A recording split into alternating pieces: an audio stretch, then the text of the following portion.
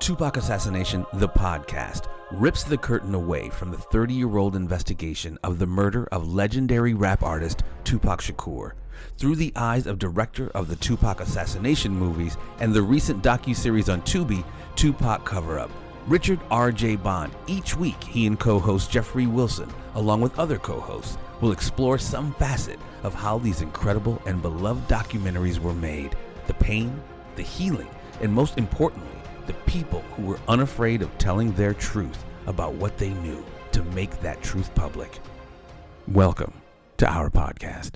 Greetings, my name is RJ Bond, and I am a documentary filmmaker. I have produced 5 commercial documentaries, a docuseries, and a book on the Tupac Shakur killing.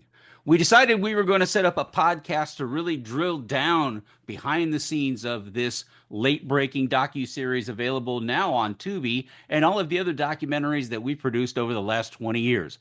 With me, as always, is our co-host, Jeff Wilson. How we doing, RJ? We're doing great. Fantastic, man. I'm serious. I'm really looking forward to this, ladies and gentlemen. And like RJ said, you must treat yourself to go checking out, obviously, all of the documentaries that RJ has produced, as well as the most recent docuseries, which is available on Tubi, Zumo, and it's growing as far as its availability every day. Absolutely. And what we thought we'd do with this podcast, being that this is the first one of its type, if you will, we'd actually do a little bit more to take you behind the scenes, where we're not going to talk so much. We will get into the case itself, and we'll talk about news and things like that that are popular topics of conversation. But we're going to also lift the curtain back a little bit and give you guys the behind the scenes of the people, the places, the crazy situations that we get into when you make a documentary of this type. And we have a lot of stories. I got a lot of Frank stories. I got a lot of stories about a lot of people that contributed to these movies over time. And I'm really excited and happy, want to share those stories with you all. Well, and that's the thing, RJ. You are someone I would have to say is in a very, very unique position. Not a lot of people have the relationships and the insight and the time and experience and the associations of so many people, again, associated with this case. And I don't think there's anybody better to bring such a deep insight into this case, the cover-up, et cetera, as well as the individuals, like I said, and the relationship you've built and how it's affected their lives, these many 20 plus 30 years almost. Yeah. So let's go. Yeah, it's been crazy. I mean, the people that I've met, you know, and it's funny because I started keeping a Tupac assassination poster that I would have people sign that were involved with the project. And my biggest regret was 2 of the biggest people that I could have sign my poster. I always just assumed they'd be around to sign it, and unfortunately they passed away. So it's kind of bittersweet in a way to talk about the relationships that I had. But you know what? There was so much fun, Jeff, and all of the shooting of the shows. And we did, like I said, I did 4 of them, arguably 5 that I was involved with commercially, and then the docuseries. That, you know, I have probably, it's a guess, but because I haven't started, I try to figure it out. I've got probably 90 hours worth of interviews that I've done personally, and probably another 30, 40 hours of interviews that were done that for various different reasons I've seen, watched, you know, been a part of editing, but I can't put them out myself. And so we'll talk about who and the why, but you know, I don't think there was a bad interview that I did, believe it or not. Of all of the interviews that were done over the years, Jeff, I can't remember. I mean, there were a couple of them that were a little more problematic than others. Sure. But I don't remember a time when this was like pulling teeth to do the interview with the person. You know, I think probably the sketchiest interview that we ever did, I think probably the most ghetto fabulous interview I think that we ever did was, you know, when we interviewed Muta Beal, who was known as Napoleon from the Tupac Outlaws, and Napoleon was, you know, obviously a core founding member of the Tupac backup group, the Outlaws, and he had agreed to interview largely because of Frank. And one of his caveats was that he didn't want to talk about the shooting. He didn't want to talk about the investigation.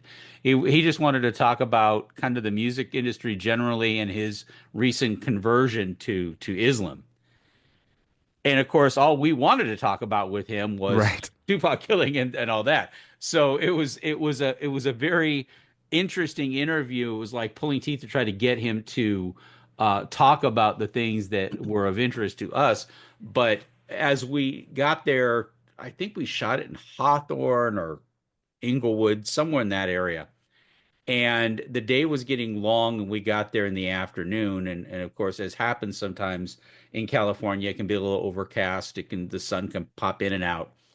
And we didn't bring any lights with us because Oh, we thought we were just going to shoot it outside, and that would be the end of it. And we ended up the place that he was staying was just literally almost like a forest. It was nothing but trees everywhere. So every place we went was shade and shadow, and that's great when you're trying to beat the heat, but it's miserable if you're trying to shoot anything on camera.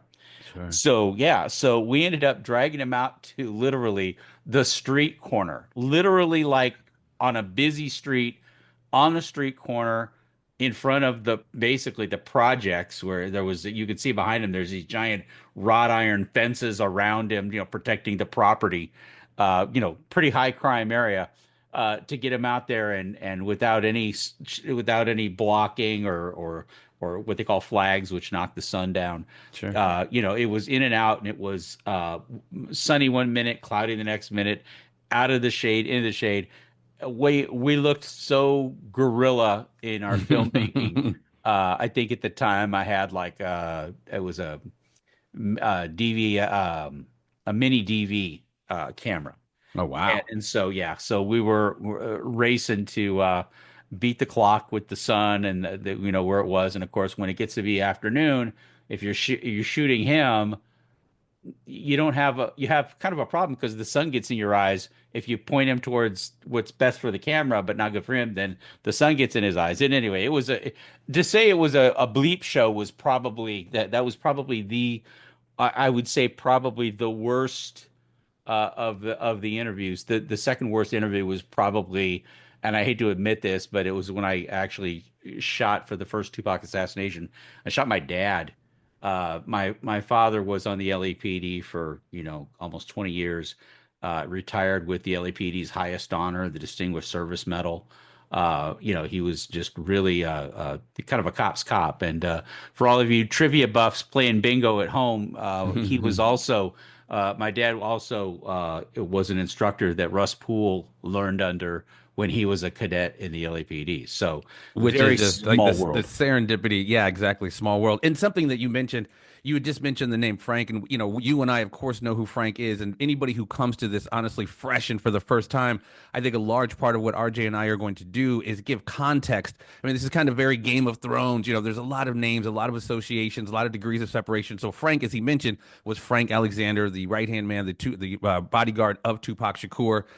So that again, we're gonna really try to do this because between Tupac assassination, the docuseries, again, there's so many different names that we're going to do our best to give context to, so we can establish kind of these degrees of separation. But again, going back to documentary filmmaking, I've done a little bit myself, and what you have initially is the plan. Plan A usually never turns out to be the exact plan that you run with, and you take the lemons that you've been given and you make the sweetest lemonade possible. And you've absolutely done that with all of your work, man. Wow. Well, thank you. Well, that I went back and watched Assassination 1, the 2007 movie, and it looks like what it was. It was a bargain basement production. It was let's see what we can do with what we have at the time, and I'll figure it out as we go. And it brings me back to why did we get started with this? I mean, a lot of Yeah. people ask me that all the time. They're like, how in the world did you get started on this? You've been doing it like almost 20 years. What did why did you get into all this? When did the bug bite you? Well, yeah, it was like, when was I crazy enough to actually consider it? I think was more the thing. I actually, well, I guess I start by, how did I meet Frank Alexander? I think because that was really, if it Yeah. wasn't Frank, I wouldn't have, even been doing any of this. I really don't believe. because I was so far from the rap scene, it wasn't funny. Um, in the 90s, it was back when rap was really getting its foothold, early 90s. I was into country music. I was riding my horses and I was into country music. I was working at a country western bar. It's no longer there Little anymore. George Jones, little Conway Twitty, little Yeah, Dwight absolutely. Little Yoakam. Garth Brooks. Yeah, little Garth Brooks, who was just coming up at the time. And I worked at a country western bar called the Crazy Horse in Irvine, California, and I was working the door at nights and doing the fun thing, with all the people coming and going at a bar. It's always one adventure to the next. Absolutely. But yeah, but in about 1998, end of fall of 98, um, I actually was working for a fella. I took a side job and I was working for a fella by the name of Rob Castle. And for all of you people playing at home who are very much the pockheads that would be interested in this kind of trivia, there's a film of Tupac at the MGM Grand with Frank Alexander. And Frank is walking by, and there's a man dressed in black who hands Frank, I want to say it's probably money. It's probably $100, and that guy's in there, and his name is Rob Castle. And I was doing some work on the side for Rob, who turned out to be not only a dear friend, but just a super stand-up guy. And so it's funny when I see a lot of tinfoil hatters think that just because somebody shows up in a video of Tupac at the MGM that they're immediately part of the conspiracy. Rob was so far not into any of that, but Rob was a stockbroker. He did a lot of mutual funds and stocks like that, and he was loaded. He had a ton of money. And Frank Alexander was his personal trainer at the time, Oh. and so he obviously dealt with Frank all the time, and he was dealing with me. And he just thought, for some crazy reason, he just thought that knowing Frank's personality, knowing my personality, he just thought we'd get along for some reason. And you look at the two of us, we couldn't be further apart. But it's like frickin' frack. But he thought that we would just absolutely get along. And so we went to the Orange County Fair. That's why I know it was in fall, because usually fair season in California is usually in the fall. And we went to the Orange County Fair one Friday night with Rob and I met Frank there.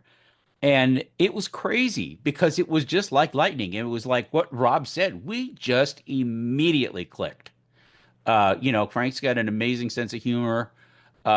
He very self-deprecating, actually. You'd think Frank would be Mr. Arrogant. He's not. He's a very self-deprecating sense of humor. He takes shots at himself all the time.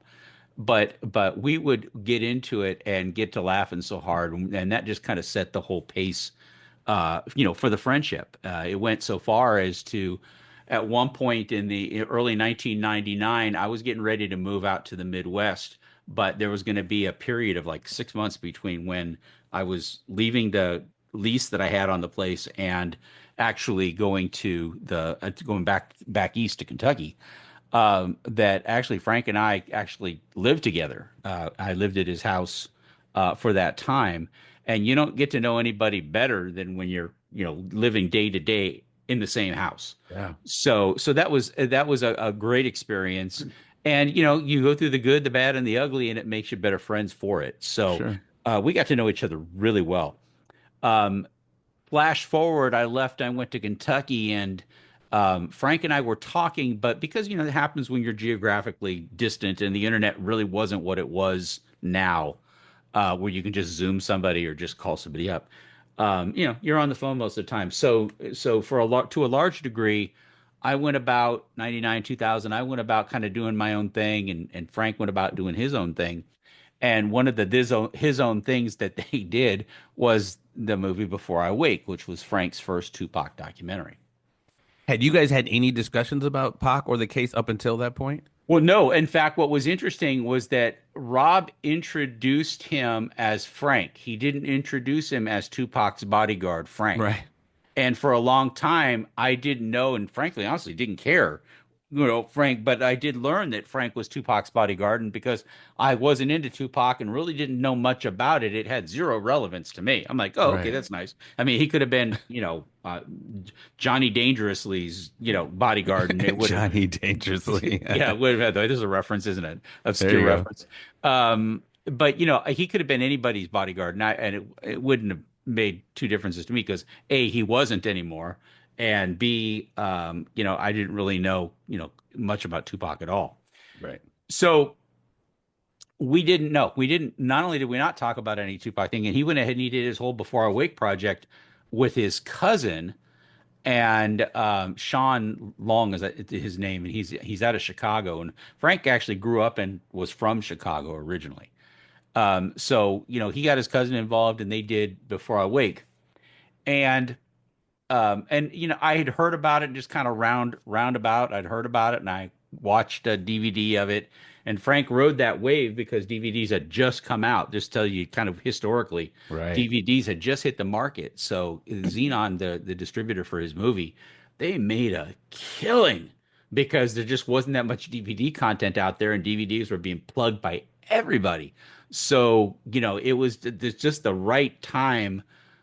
He got an advance. I think it was $250,000. He got an advance to do Before I Wake from the distributor and tell his story. And he had that money made back in the first quarter in Wow. sales. Yeah, that's how well that movie did. It just was stupid. And when you look at the quality of it, I mean, I look at Assassination, think it's Citizen Kane compared to Before I Wake. It's like, I mean, literally when they you do a talking head interview in a documentary, they call it a shower curtain interview. Right. That's what they just call it. Frank literally had Yeah. shower curtains. I mean, they were in a hotel room and they were literally like shower curtains behind him. I mean, it was the same really tacky wallpaper, gaudy wallpaper from the 70s and Yeah. the sound quality was just crap. And it was shot, standard def, so there was no way to ever upres any of that. But most important part about it was the information that was coming out of it. Yes. Yes. That was really the end of it, and I think uh, he he had done Got Your Back before I Wake, so already had a little notoriety because he'd put the book out first, but then did the Before I Wake while I was in Kentucky. I was actually working on Titanic when he wrote Got Your Back.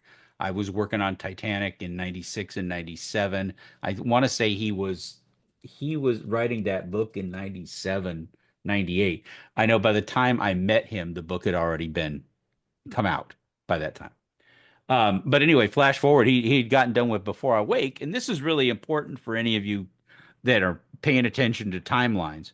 Um, in 2002, I had asked Frank to come out, and I was shooting an independent feature called Ghost Factory. It's actually out on Amazon and the Google, and uh, I think it's still on Apple TV. It's called Ghost Factory. It's a story of a television show crew who goes to an abandoned factory that's haunted and all this craziness happens. But we did that, and I needed somebody to play a courtroom bailiff. So I called Frank on the phone and I said, "Hey Frank, first off catching up, but then hey, I'm shooting this movie. You want to come out and you want to come out and be a part of it?" And of course, he was down for it. Anytime Frank could get that attention or get in front of the camera, that was always Frank's thing. He loved that.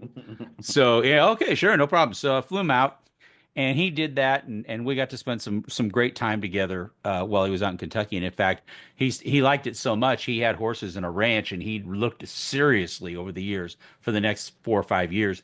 He looked at buying a ranch out in Kentucky because it was so much cheaper than living in L.A.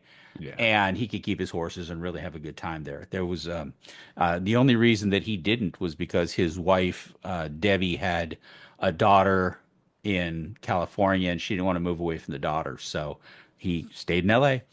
But when he was out in Kentucky, we talked about a lot of things, and one of the things we talked about was that he had done Before I Wake, and I just smiled and said, "Yeah, I've seen it. Yep, I've seen it. Yep, yep. It's a documentary." and propped him up that way. But he said, here's the thing. After the documentary dropped, I went and I did some interviews with Michael Moore, and I said, "Who's that?" And he says he was another bodyguard, and several of the other bodyguards. I did that, and Xenon, my distributor, they want me to give them those interviews, and they're going to do a director's cut because it was real popular at the time. You could re-release a DVD with the director's cut, and you get people that would buy it twice, because there was more information in there. So he says that Xenon's talking about putting out a deluxe edition or a director's cut of Before I Wake, and they want to take these interviews and they want to put them in there. And I said, well, what are the interviews? He says, well, they're interviews of this guy, Michael Moore. He was another bodyguard there. He had some things to say. And Kenny Archer and Les Galden were other bodyguards that worked for Right Way Security, worked for Reggie Wright. And Reggie Wright was the former head of security for Death Row Records. But all these guys worked as bodyguards for Frank. Or, I'm sorry, for Reggie. And Frank was one of his friends. And he said, oh, yeah, I'm going to take these interviews and give them to Xenon. And Xenon's going to add them as bonus features to my DVD. And, I'm always trying to be pragmatic about things, making movies and distribution and all that. And I was dealing with distribution, trying to get the Ghost Factory distributed. Right. And I asked him a question. I said, I said, do you mind if I watch the interviews? Because, my first gut reaction is if you've got enough footage from these interviews to make another documentary, the best chance you're going to get if you put it out there and put that material out there, which was to him, it was very important. And now I know why. I said, if you're going to put that information out there, you might as well put it out as its own documentary, even if it's a follow-up Before Awake 2, whatever you want to call it, but create a second skew out of it because really maybe only a third, a quarter to a third of people that bought your original DVD are going to go back and buy it again Right. for just those, for those bonus features. But if you can find a way to make it into another documentary, a different skew, then you have the opportunity to basically kind of double your money at that point. And since he had done so well with Before I Wake, that's not a implausible suggestion. Right. It's not being vain. I mean, you're in the entertainment business. That's the business. You entertain. So Well, obviously the first one did well. If it ain't broke, don't break it. Like you said, double up on it. exactly right. Do double down. So we talked a lot about it, and I said, but before I can actually tell you whether or not you've got a show or not, I wasn't pretending like I knew anything, but I was the one holding the camera and shooting a feature length, motion picture, out on location and all that. So, he kind of trusted what I had to say, and I said, well, just let me take a look at the interviews and let's see if there's something there, good, or maybe it is better you just dump it out. I don't know. So I had a chance to look at it. Oh my Lord. What can I tell you? The Michael Moore interview, I think the first time anybody hears the Michael Moore interview, they're shocked. Okay. I think we can agree on that. Michael Moore being one of the bodyguards that was on Tupac the night that Tupac Shakur was killed, but he was taken off of Tupac Shakur for various unrelatable reasons. We don't really know why, but he was taken off of Tupac, but he had a lot to say. And I would agree. Jeff, would you agree? The first time you hear what Michael Moore has to say, it's just really, it's kind of jaw dropping. I was floored. Yeah. Absolutely floored. Michael Moore, he had a lot to say as to a lot of the reasons, the method, the story about what happened that night and why, and combined with Frank's story, it became this really just this compelling narrative. And then Yes. to hear the other bodyguards, Les Galden and Kenny Archer, they weren't as because they weren't part of the narrative of what happened at the shooting, but their contribution in terms of understanding the mechanics of how the security company worked, understanding this person, Reggie Wright Jr., who nobody knew. Okay. Nobody knew who Reggie Wright Jr. was. Everybody knows him now because I Right. made him famous, or Or infamous. What do you want to, whichever one we want to call it, right? exactly. Infamous. everybody to realize that they didn't know who this guy was. But these bodyguards were very helpful in understanding and explaining what the situation was at Death Row Records at the time that Tupac got killed. And so I took a look at all of that. Excuse me. I went back to Frank. I said, Frank, you got to do another documentary. You can't give this away. Can you imagine just giving Michael Moore away as a bonus footage? Right. No, absolutely not. It's crazy. It's crazy to think that the value of what he had, um, that he what he was holding in his hands, and Frank kind of knew it. I think that was why he was reluctant to give it to Xenon in the first place because he realized how valuable it was. But Hmm. Frank was also very concerned about what Michael Moore had to say. Frank, because it was kind of an indictment of suspicious activity the night of the shooting. Kenny Archer and Les Galden were more, and Frank was wearing his Before I Wake T-shirt when they went into that interview. And he wanted Kenny Archer and Les Galden just to sign off on everything that Frank said was true, and that's pretty much what you got for 20 minutes. Everything that Frank said was true. The only thing that really came out of Kenny Archer's interview was that dead man walking, that Tupac said to Kenny Archer after they got off the plane June 4th. Or sorry, September 4th. I'm sorry. Got my dates Coming all. back from New York. Yes, yeah. And that when Tupac came back from New York from having a bit of a run-in at the MTV Awards in New York that year, the Tupac got off the plane and told his bodyguards, "I'm a dead man walking." And that's really, that's huge. Mm. So, we had this and I said, okay, Frank, well, here's, what I think this needs to stand on its own. I think it's too important. I think it needs to stand on its own. And I know you've already kind of told your story, but let's tell the other story and the story of what happened that night. Let's break it down. He kind of goes into a little bit in Before I Wake, kind of sketches it out. But I said, let's fill in the details. Let's plug Mm. in some things based on what these people have to say. And he agreed. And it was, I think, originally called Tupac Revelation was the name of it, as it was originally. And then from there, we went to, calling it different things. Like Tupac Evolution was a name.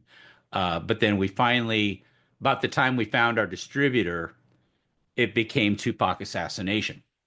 And that title came about. And through the whole course of it, Jeff Frank and I were just close as thick as thieves in on the documentaries. And we weren't that far apart, even though I was in Kentucky. And we'll save it for another time, but we became even closer through some adversity and some trouble with our distributor when the first assassination movie actually came out. What was Um, some of that trouble, if you don't mind me asking? well, we can dive deeper on it probably, another episode, but one of the biggest thing was the Tupac assassination, the movie, and I didn't get the receipts for almost 2 years. But the first Tupac assassination movie grossed over $1 million in its first quarter. Wow. That's crazy. And of course, money like we had never seen before And what year like was that. that, RJ, when you dropped that one? 2007. That was Okay. 2007 when that dropped. October of 2007. I'll remember it the rest of my life. And of course, Frank, like a lot of young hopeful filmmakers, think, "Oh, this is it. This is going to be it. We're going to go buy this property and go live off the ranch and be happy and 16 kids and five horses or 16 kids and five horses, whatever." But uh we thought that, and we got into a distributor relationship with a label at the time that was run by a lady. Let's just say she didn't have the same interests that we had in mind. In other words, she had her interests and they weren't ours. Let's Right. just put it that way. And unfortunately, for that big of a start, and like I said, we had no idea how the movie was tracking during the first 90 to 120 days the movie was out. We knew they were shipping out large contents of DVDs. Walmart ordered 40,000. I mean, it was crazy numbers, but we weren't getting any accounting for anything. And if that sounds familiar, You know, the Tupac parallels don't end Yes. there. The If I Death may Row ask, parallel. Yeah. RJ, as far as market share at that time, 2007, I'm trying to jog my brain. Was there anybody else that had dropped anything? I know Nick Broomfield had dropped Biggie and Tupac, but had anybody else had dropped something as in depth as yours by No, that point? no, and that was why it became that. I think that's part of the reason it became so good because Broomfield and Frank's thing came out in a relatively short period of time, one after another, and there was a kind of a drought for 3 or 4 years where Right. there just wasn't anything Tupac related that had come out. And when you think about it, I mean, it was largely because Death Row was going through its bankruptcy at the time. There was a lot of you know, Unknown Sugar was in prison by that time. So there was just a lot of lack of movement anywhere else. And I think that when those things happened, when Suge went to prison, and then there was the bankruptcy, and that I think people kind of lost interest in Tupac and Death Row. What just wasn't really a popular topic. People liked the music, but in terms of the wreckage that was the aftermath of Death Row and the aftermath of the shooting, that wreckage and that chaos, most people just it didn't fit into people's news cycle. Well, and I think most people went their default mode on that case was it was the Get Back thing. It was Orlando. I don't think until all of this crazy incendiary information came out about a potential conspiracy, I think did interest become rejuvenated. Well, yeah, and that was why we called the movie, everybody knows it as Tupac Assassination, but the subtitle was Conspiracy or Revenge. Mm, Was it revenge? Was it Orlando Anderson? I mean, everybody says, "Oh, you just missed Orlando." No, we didn't. We asked, was it a revenge plot or could it have been this conspiracy?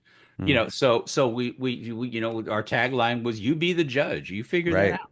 You know, and so it hadn't had, that was the virtue of the timing of it was that it came along at a great time. And, we got well received.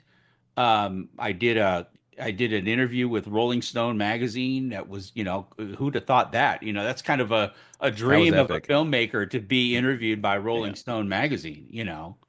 That's not small. No, I remember And seeing that too. That was epic, man. That was yeah, epic. it was. It's funny because sometimes when I'm down, I forget these things. And yet you look back and you go, wow, that really was something that, you get caught up in your day-to-day life and it was a phone call. So it was kind of like, well, I got this reporter that's going to call me and I'm not thinking, oh my God, this is Rolling Stone, Right. suit up. It was like and anybody Yes. knows me knows that's how I am anyway. I'm like, okay, and a call, okay, fine, I'll take it, and just I just rolled with it. But yeah, that was huge. We did our premiere for Tupac Assassination in New York. We did it in Times Square. We did the New York premiere, which was insane. We had almost 1,000 people show up for it. The theater held 500 people, and there was such a demand. So many people showed up. There weren't that many people invited. Hmm. But when the New Yorkers heard about Tupac and they heard about that Tupac is still very loved in New York. I think Yes. even more so than in LA, if I can be that bold. But I mean, I he's think, global. I mean, let's be yeah, frank. He's global. No pun he is. intended. But New Yeah. York had a special place for him because not only just the quad shooting, the negative, but Sure. he was born and raised in New York. He went to Right. the acting school in New York. I mean, that was all there. And so they had kind of a soft spot for Pac. They always have. Mom And was part of the Harlem chapter of the Black Panthers. absolutely, 100%. So when you got there, our publicist out there, Cynthia Nixon, or Cynthia Horner. I'm sorry, Cynthia Nixon's the actress. Cynthia Yeah. Horner is our publicist. Sorry, Cynthia. Um, Cynthia actually arranged it, and there was like 500 invitations that got sent out. And we expected, okay, a couple hundred people will show. You know, no, like 1,000 people showed up. We had to do two screenings of the movie just to, and again, this isn't like Citizen Kane. This was a $1.98 documentary that we put together, Hmm. and it looked like that, and that's about how much Frank and I actually had in our pockets when we made it. So we put it out there, but the interest in the subject was just Yeah. staggering, Right. and so we had a tremendously successful New York. I did Hot 97, which is their Yeah. big New York drive time show, and I did the morning drive time at that station, and there was so many people calling in, and it was so just incredible interest like that. The DJs asked me to stay for 3 segments. Uh, Damn. and when you're Sounds about thinking, right. yeah, when you're thinking, from radio, that Yeah. that morning drive time real estate is expensive. So Yes, sir. you better have some good guests, some good people on there, and they did. Um, Frank would have been on the show, but he was pissed because we did Wendy Williams' show the night before, and the Wendy Williams crew were just they were abominable people. I just can't say anything positive about them. We went in good faith to do the interview with Frank, and again, this is before the premiere. This was just in the afternoon. Again, valuable time. But Wendy Sure. Williams was doing the radio show during the afternoon. But they gave us headphones, which were what they call isolated phones, so you can hear yourself and you can hear the host, but you cannot hear anybody else. And there were 6 other people in the room with headphones on. And unfortunately, what had happened was at one point in the interview, I'd kind of pulled one of my headphones to the side, and you could hear the monitor. And Frank couldn't hear it because he had his noise canceling headphones on. He couldn't hear it. But every time Frank made a statement, they were making fun of him with sound effects. They were making Oh, him to be wow. like this Barney Fife security guard who fucked up on the job and didn't do his job. And and you're the one promoting this, aren't you? The guy that he got killed on your watch, that kind of thing. And Mm. he just got so belittled, and he didn't know. He was sitting there smiling, big old smile on his face, like Frank always. Oh, Whenever shit. somebody was paying attention, he was happy. He seemed to be in the zone. He was telling his story. He was happy to tell the story. And I'm listening to this, and they're just taking shots at him right and left, putting in sound effects around him when he's talking about things. He has no idea that that's going on. So when I heard that, I was just livid. I called our publicist, Edna Sims. I said, Edna, I said, it was a catastrophe of an interview. And she said, don't worry about it. All press is good press. Don't worry about it. You get over it. But Frank, when he found out, he was livid. And he's like, you know what? After the premiere is over, I am going home. I am not staying. I'm not staying one day in New York. Edna said, hey, you know what? If you guys want to stay an extra day, I can get you on morning drive time on Hot 97. And Frank said, hell no, I'm gone. And he was gone. He was just gone. And I was like, Frank, this is a good opportunity. No, no, no. Pissed off, gotta go. Wow. So he did, and I Fool me once. stayed. Yeah. I stayed, and I did the interview, and like I said, it was incredibly well received. Probably one of the best memories I have in doing these shows. So it was just an amazing scene at the time. And obviously, the reception in general, I mean, I was pretty overwhelming because I guess up to that point, it had been the Orlando narrative, and you had shed so much light, even at that point in your first foray with Tupac assassination, that things were a little bit deeper than that. Yeah, I can only imagine. I was surprised because I didn't know anything about it when I came into it. I didn't know anything about the case at Right. all. And so I started putting this together just based on a lot of what Frank had to say and understanding when people would tell me about what was going on. And anybody that understands this case knows it's a nine-headed hydra. You've got so many different players, so many different facts you've got to keep track of. And just getting into it is a bit overwhelming. And but the one thing that I just couldn't see was that there was any relevance to this narrative that at that point had been 10 years, Right. that they had been saying this cat did it. And ironically, which is kind of I don't know why the politics shifted. I can't tell you. There was a reporter for the Las Vegas Sun by the name of Kathy Scott. Kathy is Hmm. actually known infamously, if you will, of putting out a book called The Killing of Tupac Shakur, and she included autopsy photos of Tupac Hmm. in her book. And no one knows where she got them from. She won't say where she got them from. It was pretty verboten that you take pictures of the body. National Enquirer was offering $1 million for somebody that could go in and take the autopsy photos. Very poor taste. Sure. But she did it, and her book was crap. But she had the autopsy photos, so she got published, and that was kind of the deal there. and she claimed to be a friend of Frank's. And Frank got her to do an interview. We went to Vegas and we shot it with Kathy, and she was the first one to throw cold water on the Orlando Anderson thing. I mean, Frank, I still think there were times that Frank still considered whether or not Orlando Anderson was the guy or not. He passed away. I think the last interview he did with This Is 50, I think was the interview he did, that he kind of alluded to the fact that he was still on the fence as to whether or not Orlando Anderson did it, or it was what up until then he had been alluding to, that there might be more to it than that. So Right. it's kind of an odd, but you have to reconcile that because he said those things. You know what I Right.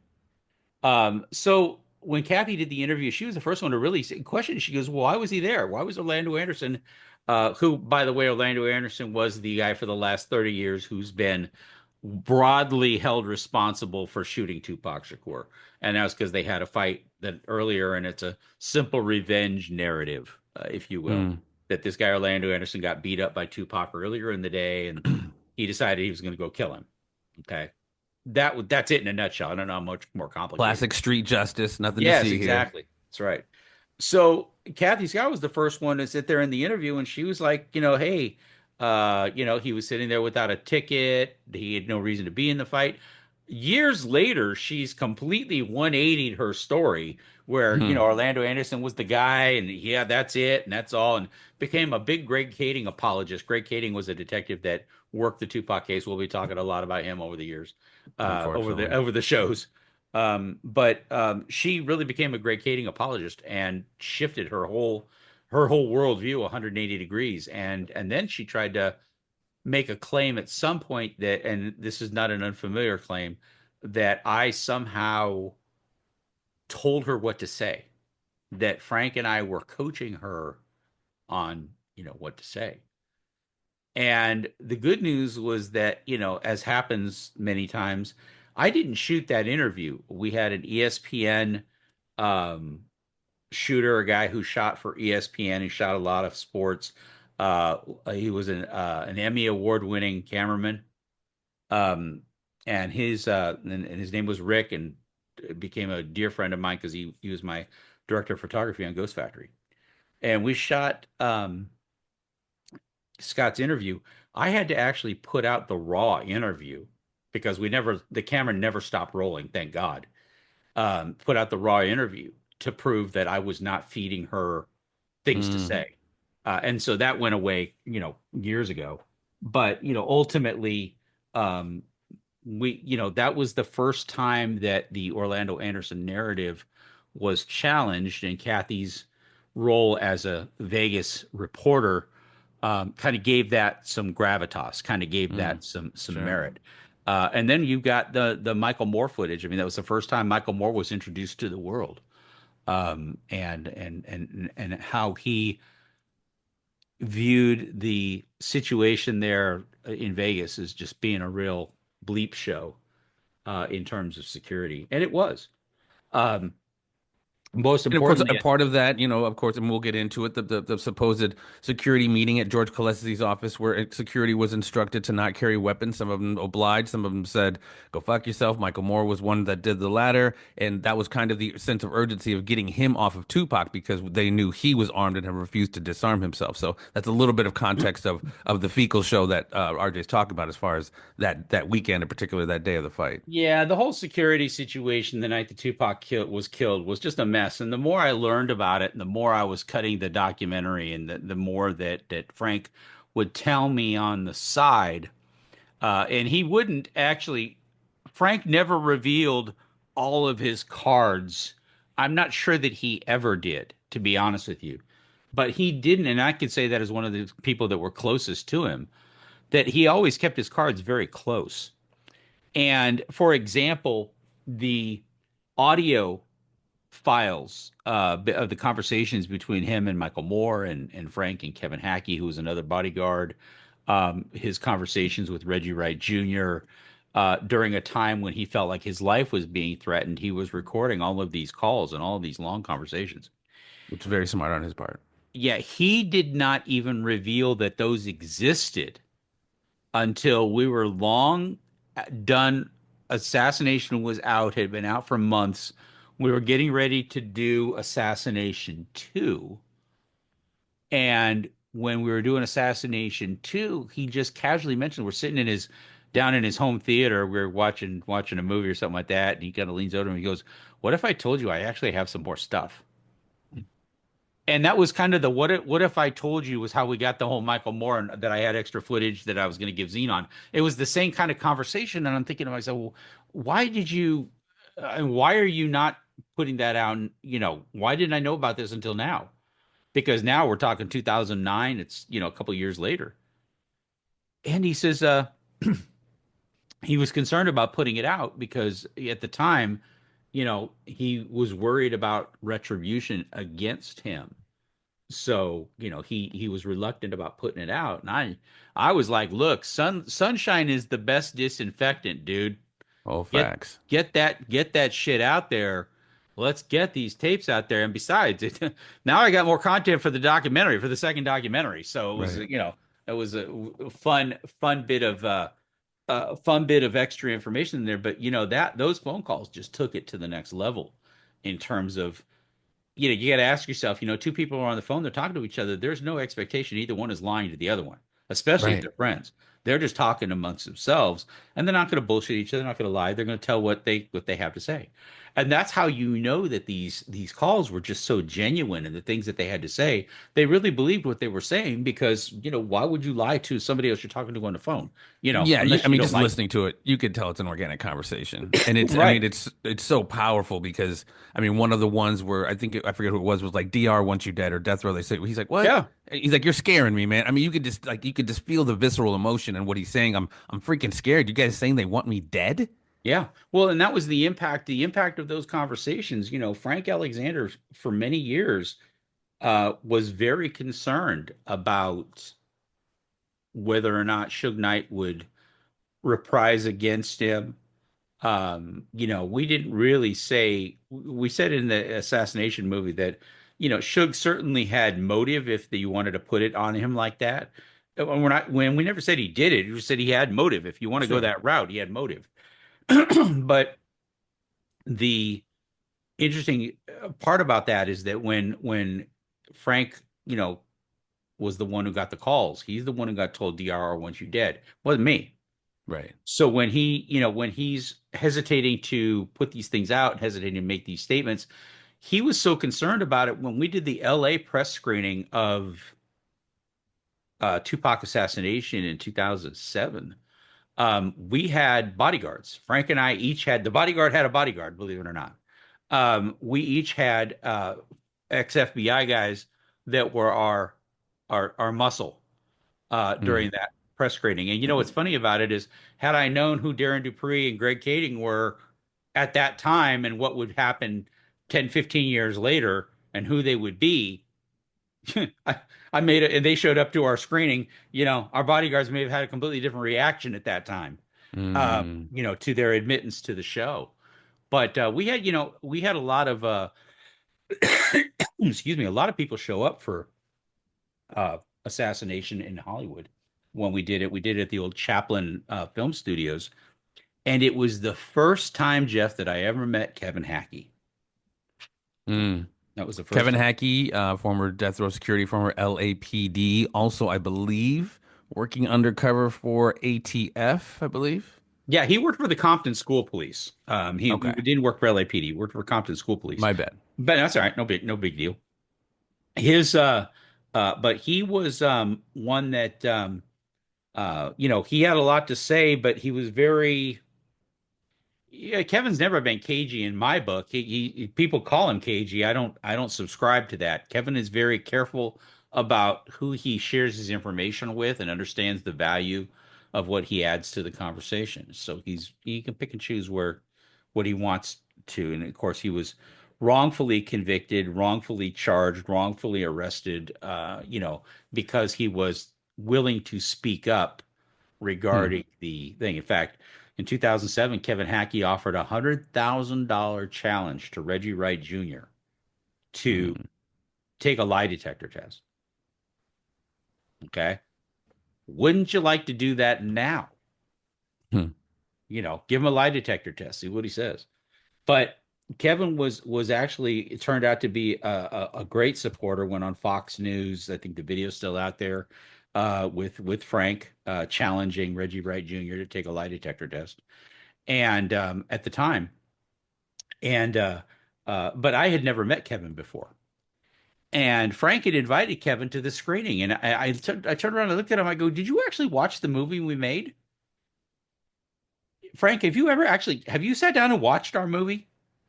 And of course, I knew he had, but my concern was the fact that we weren't necessarily kind to Kevin in the first assassination movie. We kind of made the allegation that he could have stood up more and been more of a vocal help for Frank in those years, and he didn't. And then through the Wallace trial, he had he was saying that he couldn't remember things, and we all know why. But at the time, he seemed pretty unreliable, and we kind of called And him by the out Wallace on that. trial, you mean Christopher Yeah, Wallace, Notorious Chris. Big. Yes, absolutely. And we kind of called him out on it in the documentary, in the first assassination movie. So you can imagine, I've said all this stuff in the movie, never met the guy before, but all these things to say, and now, oh, here's the guy. By the way, I invited the guy you said all these bad things about, and he doesn't know because he hasn't seen the movie yet. Oh He doesn't shit. know you said those things about him. Okay, but that's Frank. Oh, let's have Kevin come. And so fucking Kevin's sitting on a picnic bench outside the theater. And I said to him, I said, "Okay, Kevin, you know what, dude? A pleasure to meet you. I'm glad I met you. I'm glad you're here to support it. Frank, I'm sure Frank really supports you too. We got to talk."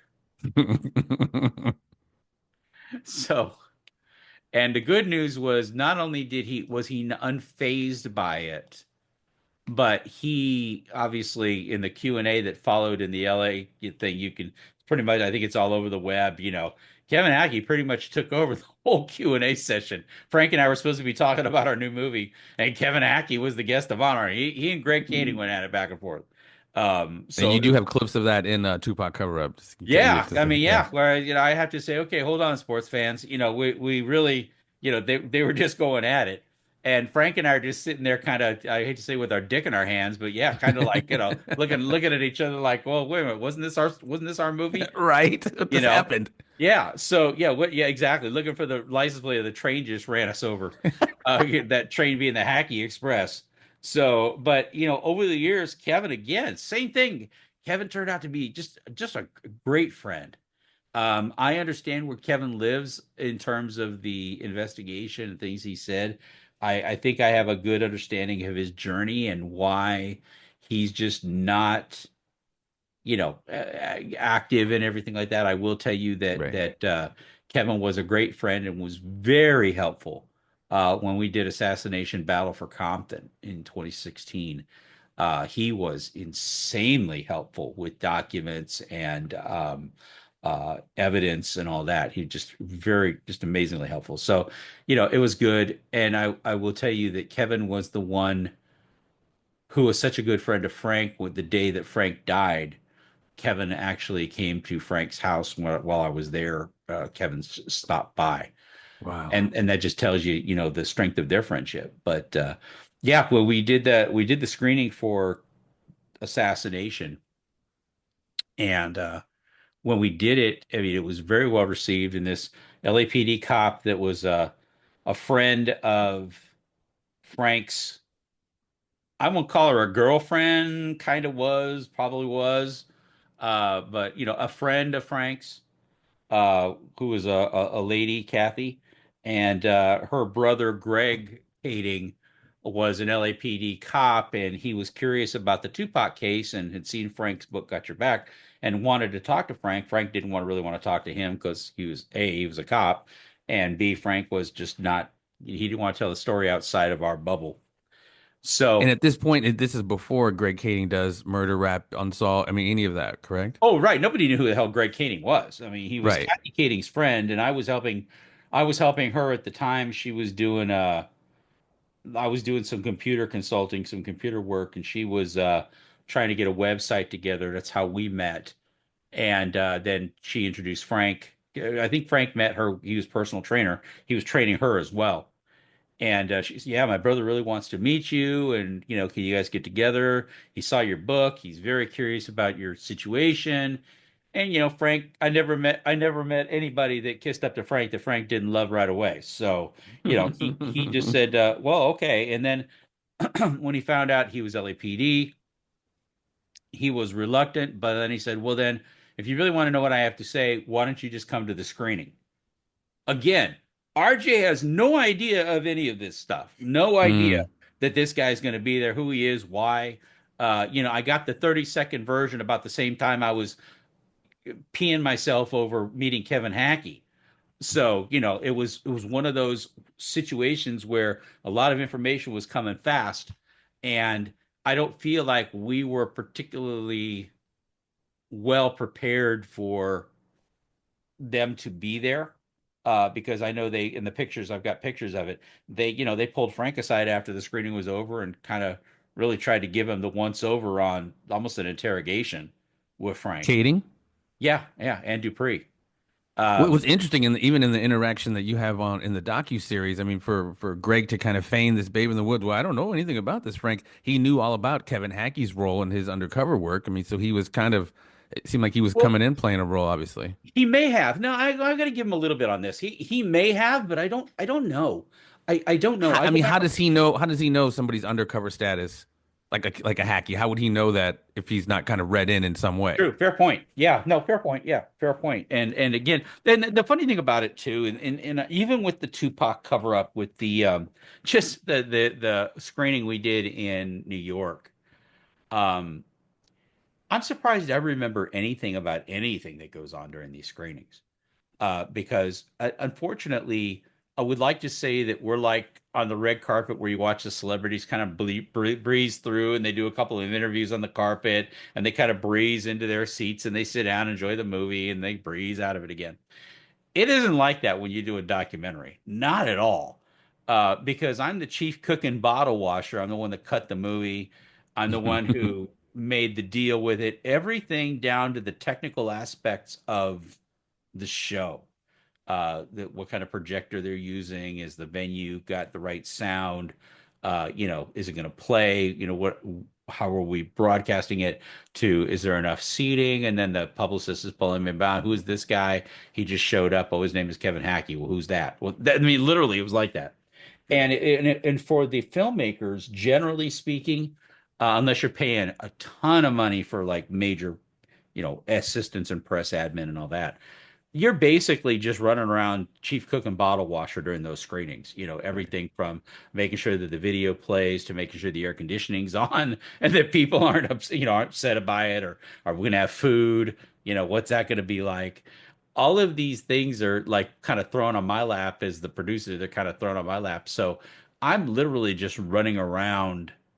I think in that screening, I think the time you see me sitting in the chair was like the first time I'd sat down in two something hours, Wow. after the documentary. And so I'm surprised that I remember much about what happened during there, but it was significant enough because of the Greg Kading, Kevin Hackey after show, if you want to call it that. It was kind of like the wrap up show. I was really baffled because I didn't. Again, remember, I mean, I was still probably not even a year into the entire Tupac case. I don't think I had ever fathomed Kevin Hackey's role in it, much less the Wallace case. I wasn't even near that, Right, right. but and then and that was actually still kind of unfolding at the same time. Sure, yeah. So I didn't, again, I was kind of a babe in the woods. I was supporting Frank's story. We're doing this. We had this novel concept of this documentary, and everybody really liked it. Seemed to be picking up some steam. And then Frank had, of course, had a lot of that footage of Tupac that he'd had in Before I Wake, so we were able to repurpose that, and people got to see some footage in that. We got some great footage in Assassination too. We didn't, but one was a noble effort, and I think that it really set the standard. There are still people in New York talking about it. The first one, the 2007 one, they're still talking about it. which It's so fascinating, RJ. I blows mean, me away. I love a good origin story, and it's so fascinating how you went from country music fan having no idea about any of this, the whole evolution and the process and the journey, and here you are now in 2025. You just knocked out season one, working on season two. Here you are doing this podcast. I mean, this it's been an epic journey, and hopefully it culminates with some measure of I mean, I don't know, justice for the Tupac family to some degree. We're obviously going to get into it, the Keefe trial, but I find it very fascinating. You went from like 0 to 60 in 20 years Yeah, in, not knowing anything to where you are now, where you're pretty much one of the most foremost expert on this subject. it, Fascinating it journey, to it say the is. It's least. been an incredible journey, and what we're going to talk about over the next podcast is we're going to talk about all these amazing people that I met. I mean, we're talking about Shock G, Money B, all the Digital Underground guys, all the way through. Adrian Gregory, his old manager, became a friend of mine. All the way through his death row days and the people associated with a death row, both behind the scenes and on the in the videos, and it just an incredible array of personalities. One thing in common, they just all loved Tupac. They did. Facts, They all loved facts. him.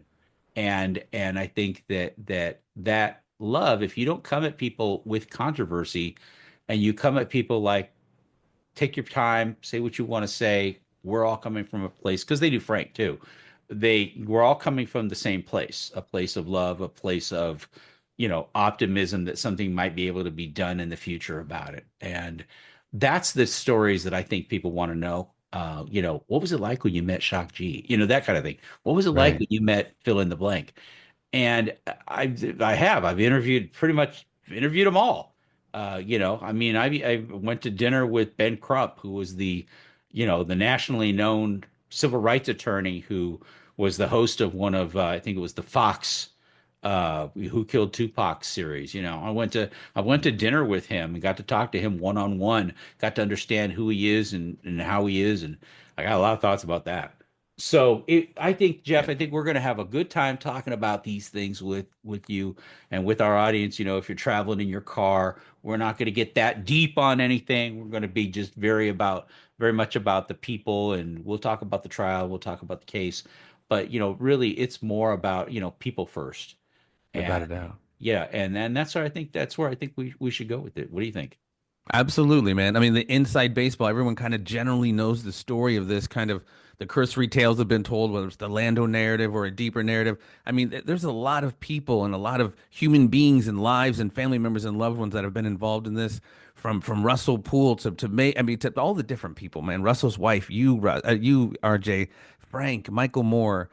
These are all just human beings, man. Human beings that witnessed something, that were a part of something, and getting to start to humanize this whole story, I think, is very important. Because, like I said, we kind of know the outside, the macro version, and we're going to dive not super deep, like RJ said, but get into to the people who were involved with this and how it affected their lives. Yeah, I think If that makes sense. I think we're gonna have a lot of fun. And I would encourage anybody who, even, pilots sometimes in first episodes of podcasts, they can be a little rough because they might be a little bit all over the place. But we're gonna settle down. One of the things that we're gonna do is we're gonna have some extra guests come in, some co-hosts come into the show with Jeff and I, and we're gonna kind of take a back seat and ask questions of some of these people that come in. They both as co-hosts and then of course as interviewees. I think we'll get Phil Carson on there. We're going to Nice. get Arnie Villarreal, who was on the Compton Police Department, to come in and talk with us and make it a lot of fun with a lot of really interesting perspectives. I agree, and I think we're going to see that through these myriad of stories. We're going to find a very interesting, deeper perspective on this whole story. And as the trial, it's a year off now, right? So we got a Mhm. lot of runway to tell this kind of story to give people better context of this whole crazy, intriguing odyssey, as you called it. Absolutely. Oh, and I forgot one important thing. I went and told the story about the first one when I said that the first assassination movie made $1 million in its first quarter. By March of the next year, 2008, I had already gone to court. We had an injunction against Universal Music Group and against that label to stop selling the movie, because even though it made that much movie, Frank and I never saw a dime from it. So Wow. I think that's pretty important as a postscript, that the stories are great. They don't always have a happy ending, though. Such as life, man. Such Yeah, as life. absolutely. So what do you think? I'm loving it, man. I am loving it. I mean, there's just the sky is the limit. There's so many different directions. I'm so anxious to go. And again, man, there's so many layers to this story. I kind of liken it to like 'cause I'm a big JFK Yep. freak, and there's just so many names, so many degrees of separation and dates and locations.